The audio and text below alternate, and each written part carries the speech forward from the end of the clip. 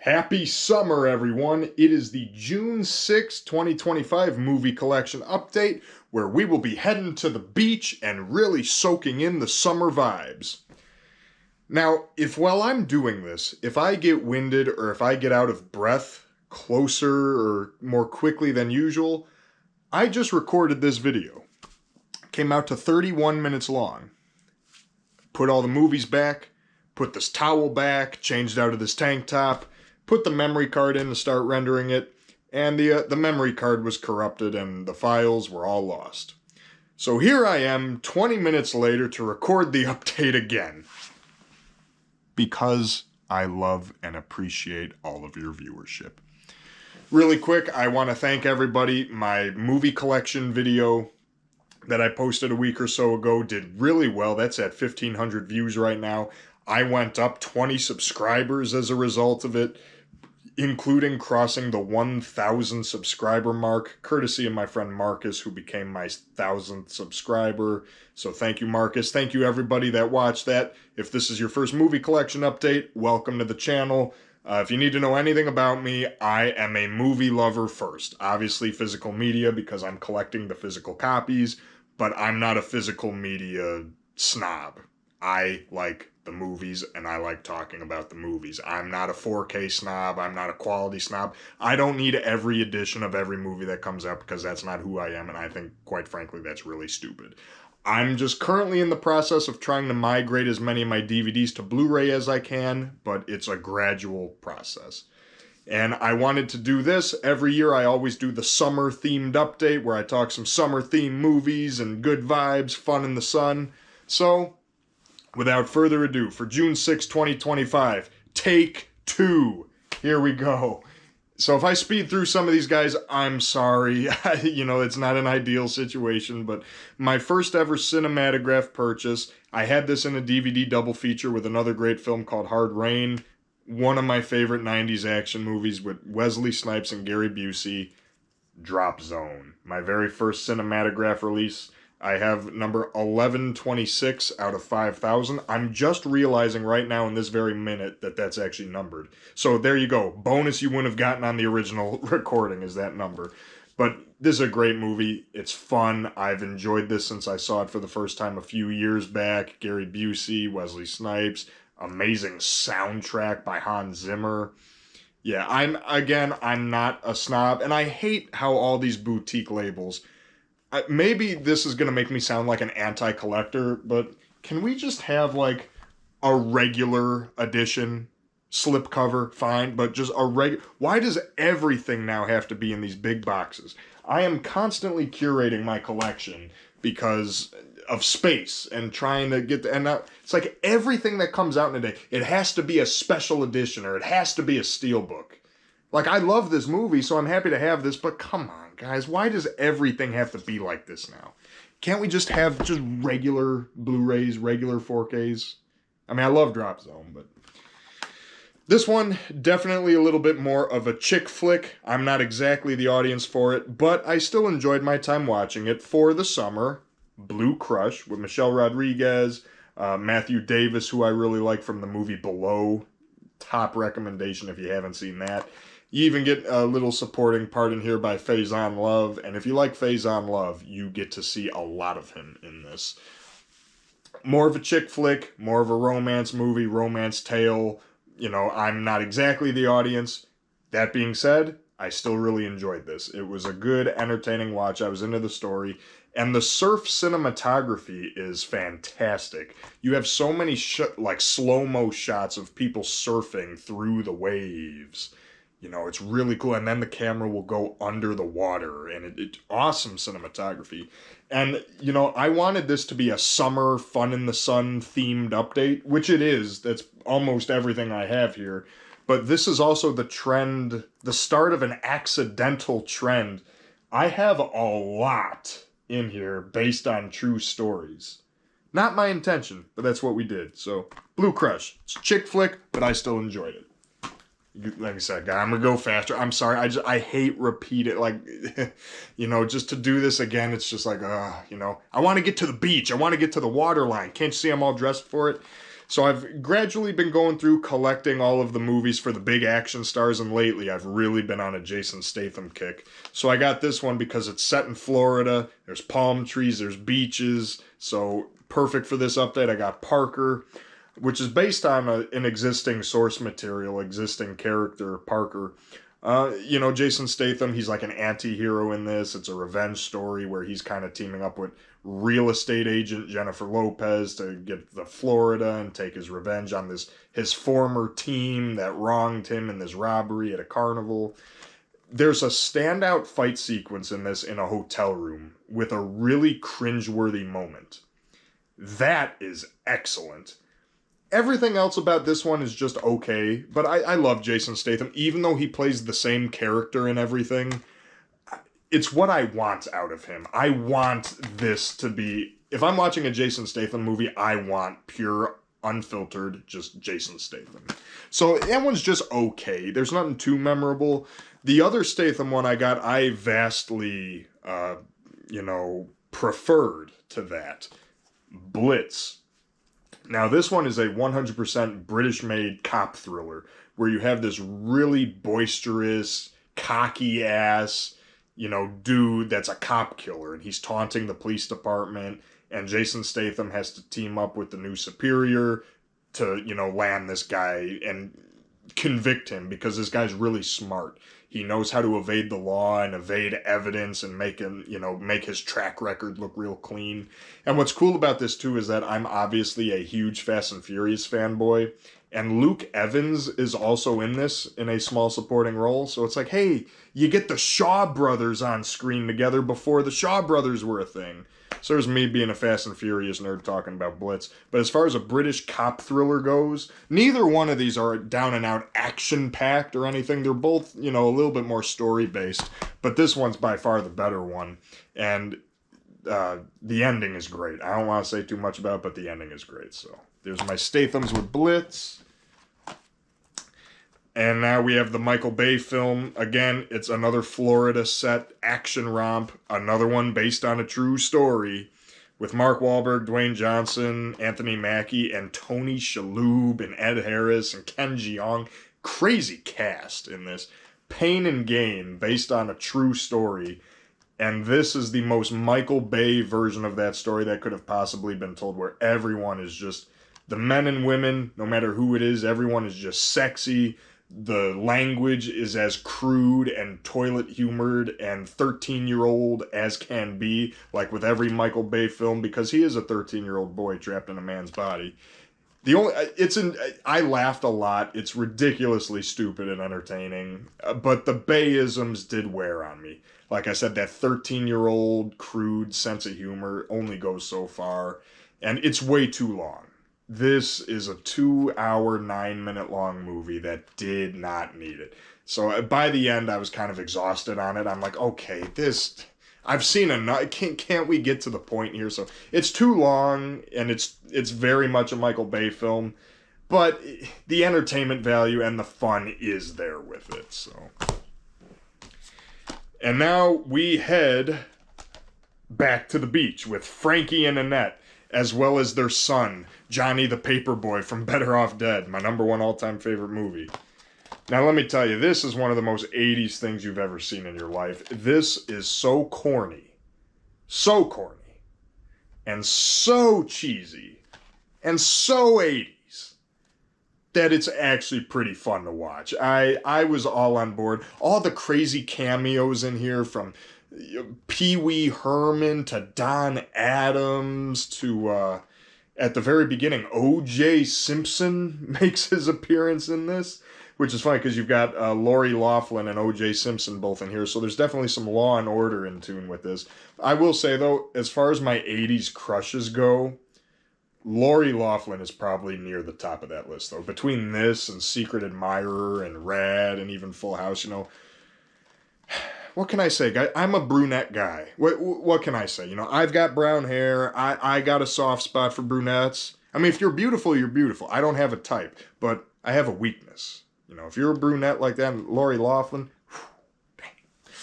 but anyway, you got Frankie and Annette, the big kahuna, surfing to take back his claim at the beach, and Pee-wee singing Bird is the Word in the most random musical segue known to man. Corny and dopey as all hell, but it's fun. I enjoyed that. Now, guys, leave this in the comments below. You guys ever have those movies where, you know, you wish you saw it earlier in your life because you know it probably would have been a favorite of yours? This is one of those movies where, because I've always loved Christopher Lloyd when he was the voice of the hacker on Cyber Chase, a PBS cartoon I used to watch, and of course, Back to the Future and Clue. Well, here we have Camp Nowhere. And I will say, even watching this now as a 27-year-old, I had a great time with this. It's charming. It's super nostalgic for a fellow 90s kid. And it's highly... I appreciate how you have a 90s family movie, 90s kid movie that is... It's smart with the humor. There's no toilet humor. There's no fart jokes. There's no piss jokes. Nothing like that in this. So thank you for having respect for your audience, Camp Nowhere. And Christopher Lloyd is just a blast. Along with Biff is also in this. And Emmett Walsh shows up trying to repossess Christopher Lloyd's car. I just know if I would have seen this when I was like 9, this would probably be one of my favorite movies of all time. But even watching it today, it's fun. I had a lot of enjoyment out of Camp Nowhere.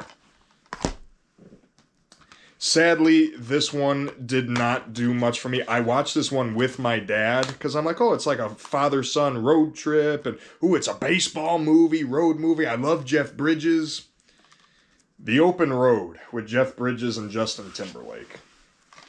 Now, Jeff Bridges is a fun character. He does what he can, but this is the most meh movie I think I've ever seen in my life. It's a drama, but it's boring. It's kind of a slog. It's really not that interesting. It tries to pack too much drama into it, and yeah, this one didn't do anything for me. Sorry to say.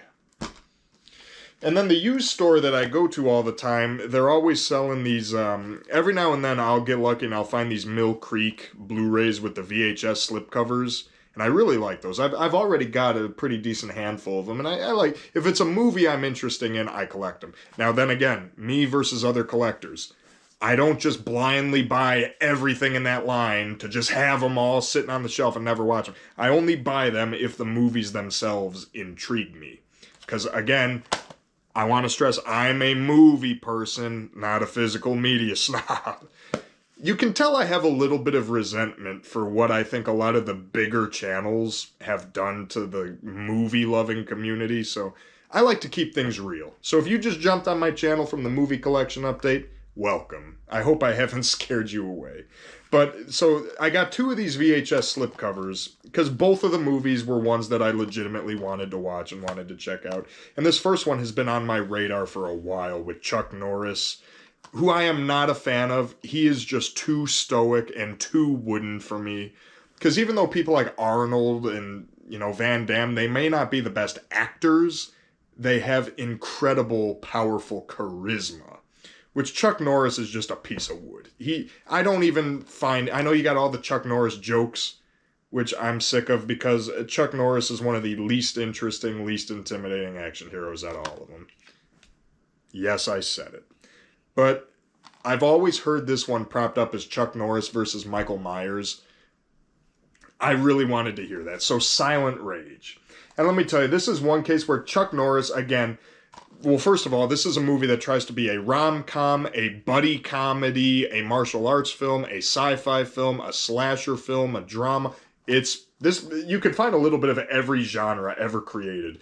I'm honestly surprised there was never a scene in there where they all broke out in a song and dance number.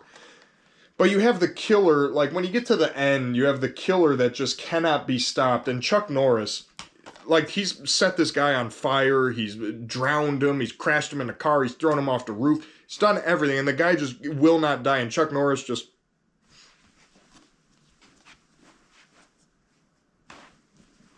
Like, there's not even an ounce of confusion in Chuck Norris's eyes. Like, how is this guy not dead yet? Like, what?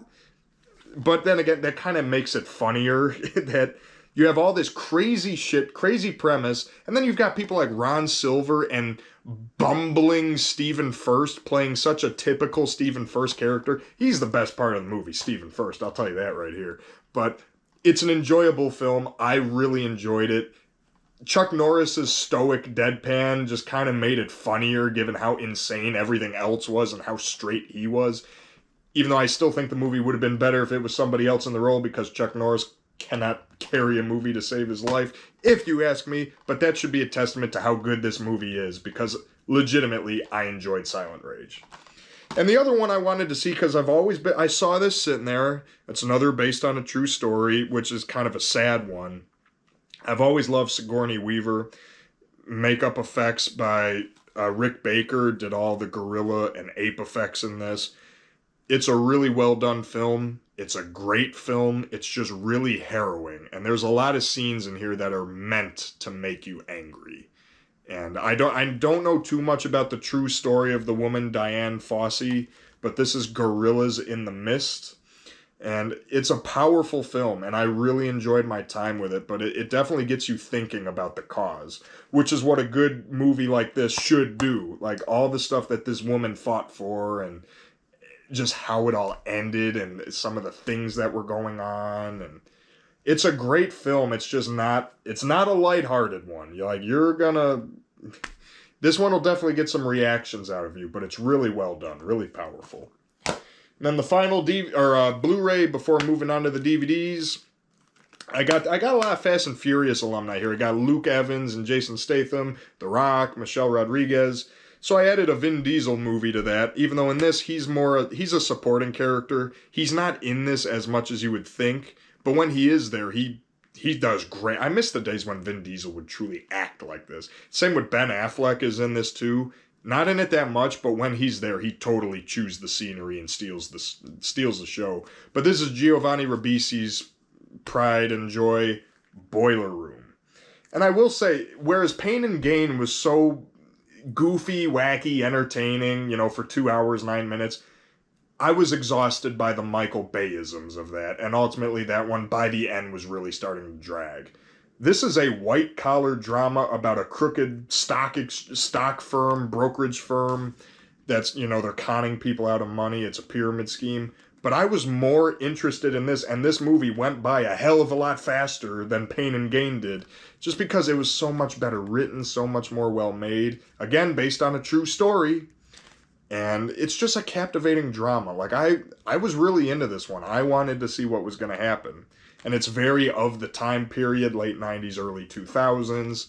So yeah, this was a really good one. I need to look up more about the story it's based off of. And there is a commentary with the writer-director, so I'll have to revisit that with that. Giovanni Ribisi, producer Jennifer Todd. So yeah, Boiler Room. Now the DVDs for stuff that is not yet out on Blu-ray. I love the 70s car movies, the 70s hangout movies, I love 1970s slice of life cinema. I don't know where this has been hiding my whole life. DriveIn, rural 70s Texas, roller rinks, drive-ins, gangs, vans, love, found and lost, the cars, the humor, the movie within the movie, Disaster 76, which is a parody way ahead of its time, and with one particular shot, it's a little too ahead of its time, with one shot of a plane crashing into a skyscraper. Yeah, they were a little too ahead of their time with that, but that's just a nitpick, that's a small thing, because this is one of my favorite movies I've watched in a while. I just love these vintage, retro, slice-of-life 70s. That's my dad's era. He was born in 61, and he, grew up through the 70s. So this is like my dad's era. I love this kind of stuff, and this was just such a fun movie. Great, great time watching Drive-In. This was a recommendation from my friend Josh. Detonator, essentially Die Hard on a freight train with Pierce Brosnan, Ted Levine, Patrick Stewart, and Christopher Lee. Isn't that a cast? Yeah, I think this was a TV movie, so it's a little sluggish in parts. It's a little slow. It's always great seeing Ted Levine kind of doing like a radio talking villain. It's like a precursor to his Rusty Nail days with Joyride. And, it's nothing incredible. If you want to see a better version of this, watch the Tony Scott film Unstoppable. It's not exactly the same, but it's similar, where it's like a thriller about a train and what have you. But I like these Pierce Brosnan. He did another one called Live Wire, which is bonkers and crazy. And this is no Live Wire, but it's still a fun time. I hear there's a sequel to it, though, and I am in no immediate rush to see that. It's one of the few Sylvester Stallones, that I still had on my list that I needed to get. I had never really heard of this one before. And after watching it, I could see why. Avenging Angelo, not that good. It's a really shitty mafia comedy. And, there's a scene that's built entirely on a fart joke. And it's just a boring, sluggish movie. If you want to see this done right, watch Oscar with Sylvester Stallone. That movie is legitimately hilarious. But Avenging Angelo, no. There's a reason you've probably never even heard of it. It's not good. I mean, Stallone is good in it. He himself is not the problem. It's just the movie he's in is just not good. And then closing out with 2 summer-themed TV shows here, we've got the Travel Channel show Sandmasters, which I remember seeing previews for this way back in the day when I would watch Ghost Adventures all the time. It's a team of people. They travel around to, the Crayola factory and Costa Rica and the aquarium and all this Times Square to build these gigantic sand sculptures. And, you have your characters, you have your people, you have the old guy Kirk, who...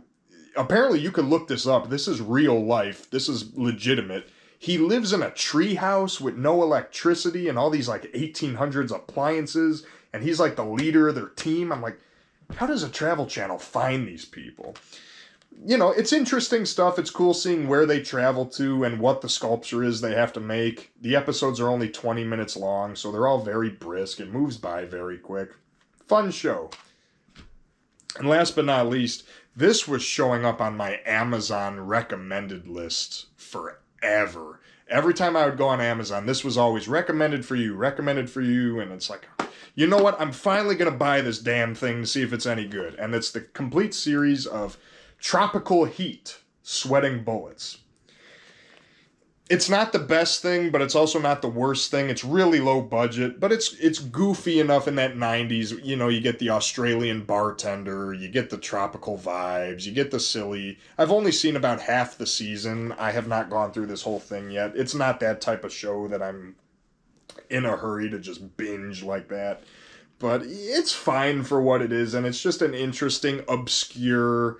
Mill Creek put out a lot of these obscure TV shows. I really wish they could get Hardball with John Ashton and Richard Tyson. That's one of my favorite shows. I would love to see that come out.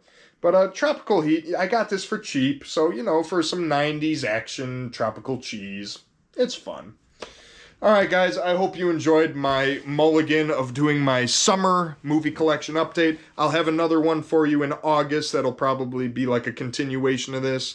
But yeah, I hope you enjoy the summer vibes. I hope you have a lot of fun stuff planned for your summer. I know I do, so be on the lookout for a lot of fun vlogs and, just shenanigans, stuff like that. And yeah, so thank you all for watching, and we will see you next time. Take care.